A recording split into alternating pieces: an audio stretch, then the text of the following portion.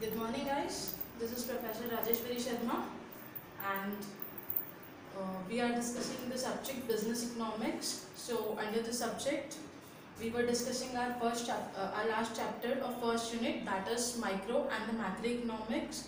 So, we have dealt with the microeconomics, and in last few lecture, we have seen the meaning and the scope of macroeconomics as well. Today, we are going to discuss the merits, demerits of macroeconomics and the points of differentiation between the microeconomics and the macroeconomics. So let's start with the merits of macroeconomics. First one is helpful in understanding functioning of an economy.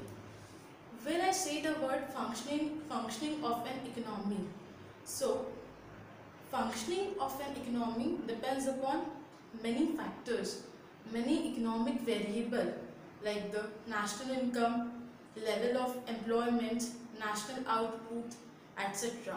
If these economic variables are favorable, are showing the positive trend, then the functioning of economy will be good. And if all these economic variables are showing the negative trend, then the functioning of economy will hamper. For example, we have seen since last few quarters, our GDP is showing the declining trend, and if I consider last few years as well, so GDP is showing the declining trend. So when we understand the functioning of economy, it helps us to know why the GDP is declining. What are the factors that is responsible for the reduction in GDP of a country? How we can improve those factors and how we can achieve the GDP growth. So that is why the macroeconomics provides us with the tools which helps us to understand the functioning of economy and solve the many economic problems. The second one is study of national income. When I say study of national income, so what is basically the national income? National income is the money value of all goods and services which is produced in a country during the year. So the national income is also influenced by many factors like the investment, rate of consumption, employment level, etc. If the, for example, if the investment rate is low, so the production will also be low. When the production will be low, employment will also be low, and when the employment will be low, the income of the people will be low, purchasing part of the people will be low. That will have its impact on the demand, and again when there is going to be less demand, there is going to be the less production, and the cycle will keep going. So the macroeconomic analysis helps us to study the national income. Once we have studied the national income, so we can form the policies for the growth and the development of the nation, because the allocation of resources is also depend upon the national income. Once we have predicted or computed the national income, so it helps to make allocation of resources for the different purpose, like for war and equipments, for education, for social infrastructure, for economic infrastructure, etc. So it also helps us to study the national income. The third one is formulation of economic policy. See, for formulation of any policy, we need the data. And when we talk about the macroeconomics, so macroeconomics is a study of aggregates of economy like national income, national output, employment level, GDP growth, economic growth, etc. So when we study all these things, so it helps us to formulate the economic policy. For example, nowadays we are going through the period of pandemic known as COVID-19, because of which many countries has resorted to the lockdown measure, and it resulted into hampering the production in the economy, which has caused loss to the employment, the income of the people, etc. So in such situation, to bring the economy back to the path, to accelerate the growth and development, what needs to be done? It is suggested by the study of macroeconomic variables. Like nowadays we people are not having the are not having the sufficient purchasing power in their hands. That is why they are not able to make demand.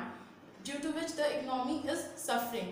So the economic policies will suggest how to pump in liquidity in the economy so that people can get the purchasing power and the economy can be brought to the track. So this way the study of macroeconomics also helps in formulation of economic policy. Then the fourth one is study of trade cycles. When we say trade cycles, so or the business cycle, so it is the fluctuations in the economic activities, and it is defined by the various phases like recovery, boom, recession, depression, etc. So all these stages comes due to variation in various factors like aggregate demand, aggregate supply, national income, employment level, national output, etc. So the macroeconomics helps us to understand the fluctuation in the trade cycles, the factors responsible for fluctuation in trade cycles, the impact of the trade cycle, and how the problems that is being created can be checked. So that in this way it also helps us to study the trade cycles and control the economic variable in the favor of nation. Fifth one is change in general price level. See, when I talk about the general price level, so it's a price level which is its average price level. It's a price of all goods and services at a particular set of goods and services at a particular time period. For example, I say actually we are seeing in the market nowadays the prices of vegetables are increasing. So can I say that general price level is increasing? No. Right? If the price of one commodity is increasing, I can't say general price level is increasing. When the prices of set of the particular goods and services which are come under the inflation basket increases, then we say that general price level is increasing or decreasing. So macroeconomic analysis also helps us to measure changes in general price level. And in any economy, having the economic stability as the main motive of the macroeconomic policies. If the general price level increases, so it may lead to the inflation, and if the general price level decreases below a particular extent, so it may lead to the deflation, and the situations are not good for any of the economy. So to avoid the situation and to have the general price level at optimum level, macroeconomics helps us to study the general price level. The sixth one is economic growth. When we talk about economic growth of any country, so it is measured by various indicators like the per capita income of particular country, investment rate in the particular country, consumption rate in the particular country, then the national income, national outputs, employment level in a particular country. So the macroeconomics provides us the various tools to understand all these factors and to formulate those policies which promotes the economic growth and the development in the country. Seventh one is international comparisons. See, there are many countries in the world, and these are divided in various categories like developed country, developing countries, underdeveloped countries. So how do we come to know whether the country is developed, developing, or underdeveloped? Of course, by the various economic indicators that I have mentioned: per capita income, investment rate, capital output ratio, etc. So it helps us to understand, it helps us to make the international comparisons. And if your country is showing good performance in all these terms, so it can attract more FDI and FPI, that will result into the inflow of foreign currencies and also makes your balance of payment favorable. So it also helps us to make the international comparisons. The last one is economic planning. For planning, what we need? For planning, we need data. For planning, we need resources. And when we talk about the macroeconomic analysis, so it provides us the data about the aggregates of economy. It also provides us the information about the resources of the economy. So in this way, it helps in economic planning and helps to devise such a policies which will promote the economic growth and the development in the country. So these are the merits of macroeconomics. Now we will see the demerits of macroeconomics. Dependence on individual units. See, even though the macroeconomics is the study of aggregate, but how the aggregate is formed? Aggregate is formed by the summation of the individual units, right? And whatever is true for one individual unit may not be true for whole economy or whole sector.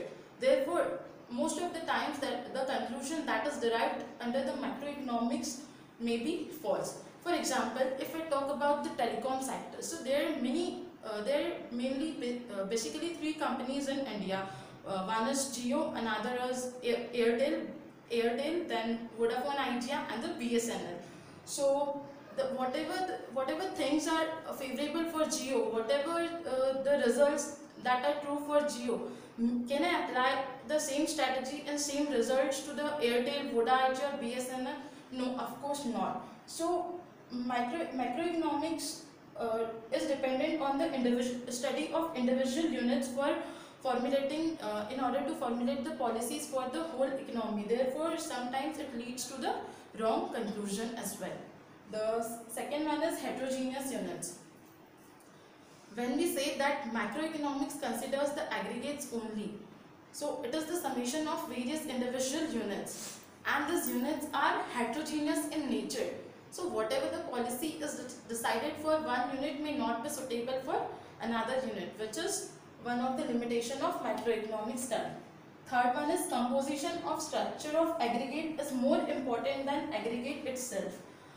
When I talk about the composition of structure of aggregate, so what is it? See, the macroeconomic consider the total national income, the total GDP, but it doesn't take into consideration which sector has contributed how much percent to the GDP, which sector is showing upward trend and which sector is showing downward trend. If total GDP of a country is increasing and GDP of a particular sector is declining, so macroeconomics will say that country is going towards the path of economic growth and the development. But it will have the if the GDP of a particular sector is low, so it will have the adverse impact on that particular sector.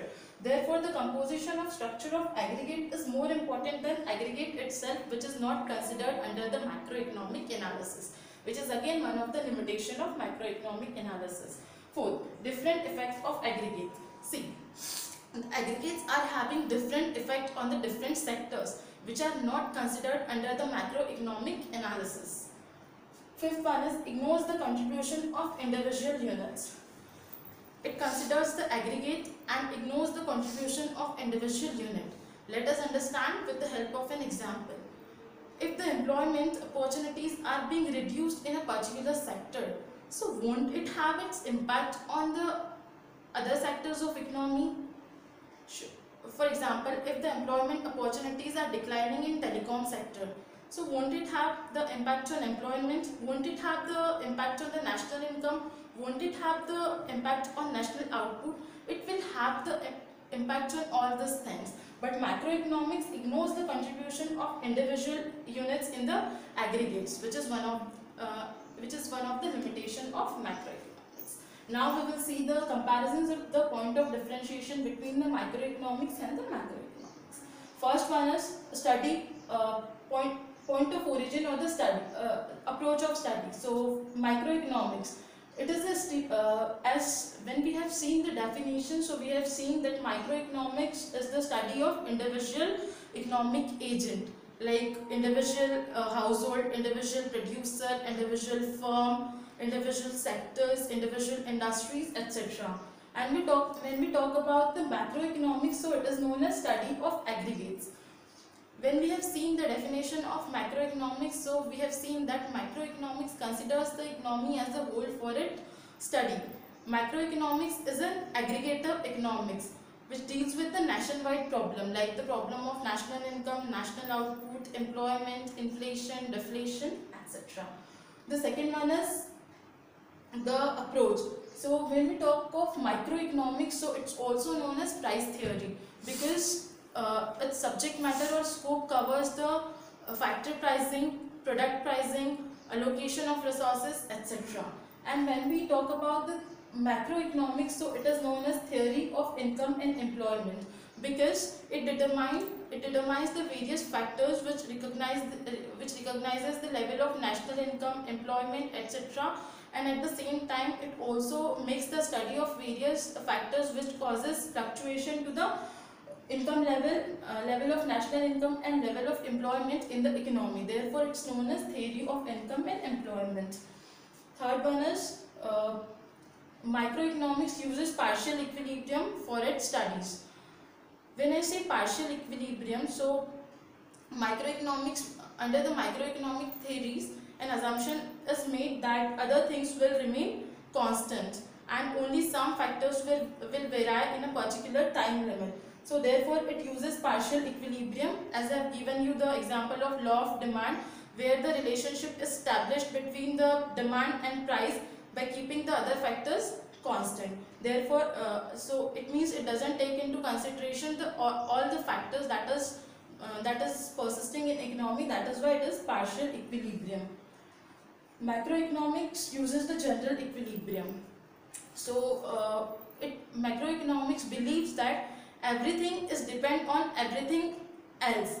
The economic variables are interdependent on each other. The functioning or the fluctuation in one variable will definitely have its impact on the another variable. Therefore, while making any policies, while framing any theories, it takes into consideration all the economic variable. Therefore, it's known as general equilibrium. Fourth one is the method used by the different models. So microeconomics uses slicing method. Slicing method means it splits up the economy into the various parts and then makes the study of the individual units, individual economic agent. Therefore, it is said that the microeconomics uses slicing method and the macroeconomics uses lumping method. When we say the lumping method, so it makes the addition of all the individual units and then takes them into consideration for the purpose of study. Like, it doesn't consider the output of a particular firm, it considers the national output. It doesn't consider the income of a particular industry or particular business firm, particular individual, but it considers the national income. Therefore, it is said that it uses the lumping method for its theories. The fourth one is factor pricing. When we are talking about the factor pricing, so it is mainly associated with the theory of distribution. So microeconomics helps to determine the factors of prices of various factors of production like land, labor, capital, entrepreneur, by using the forces of demand and supply. That is why it is known as factor pricing. And when we talk about the macroeconomics, so macro theory of distribution deals with the distribution of national income among the various classes like the entrepreneur classes or the workers. It also deals with the relative share of the factors of production in the national income. Therefore, it deals with the distribution of national income, relative share of national income. The next one is the objective. When we talk about the objective of microeconomics, so it is basically the theories which are propounded under the microeconomics basically aim to maximize the utilities and profits at the minimum cost. And when we talk about the theories of the macroeconomics, so the aim of those theories is to bring the price stability, economic growth and the employment level in the country for the growth and the development of the country. And the last one is the scope of differences in the scope of micro and the macroeconomics. So when we talk about the scope of microeconomics, so it basically considers the three questions, that is what to produce as the resources are scarce and the needs are unlimited. So we need to first of all we need to make the allocation of resources. Therefore it basically deals with that these three questions. First is what to produce with the available resources. Second one is how to produce, means which method of production needs to be used so that cost can be minimized and the production can be maximized.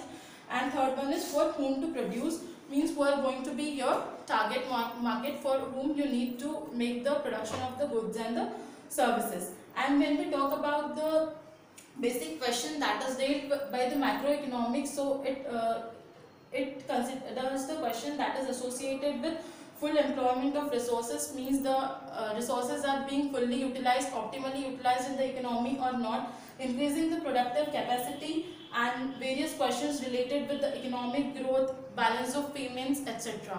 So these are so we have seen the points of differentiation between the micro and the macroeconomics, and here we are done with our chapter, that is micro and macroeconomics, and the first unit as well. From the next lecture we will be starting with the second unit. Till then, stay safe, keep studying. Thank you.